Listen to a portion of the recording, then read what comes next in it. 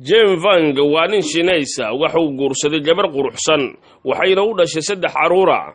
Masar Jim kuma qancin muuqaalka caruurtiisa maadaama aysan u quruxsanayn sidiisa iyo sida hooyadood, taasi oo keentay inuu ka shakiyo inuu aabbo yahay. Si uu hubiyo inuu isagu dhalay ayuu cisbitaal geeyay waxaana la baaray tixda hidasidaha caruurtiisa DNA waxaana loo cadeeyay inuu isagu dhalay. Dabadeedna cisbitaalka ayaa wuxuu ka soo tagay isagu la qiwaysan jawaabta la soo siiyay.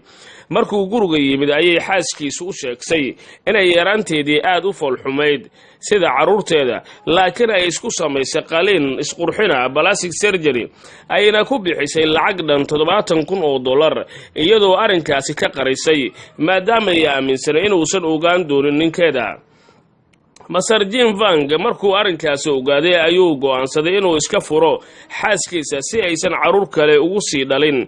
Furin kaliya uguma sii harina wuxuu ka dacweeyay maxkamad isagoo ku eedeeyay inay khiyaantay, waxaana lagu ganaaxay $120,000 oo magdhow ah in ay u celiso miskiinka ay sirtay. Masar Jim Vang qoraaga ayaa isweydiinaya su'aal ah bal ka waran uu leeyahay gabdhaheena iscadeeyay talow maxay dhali doonaan, bal la sii wadaag asxaabtaada kale si ay u dhageystaan.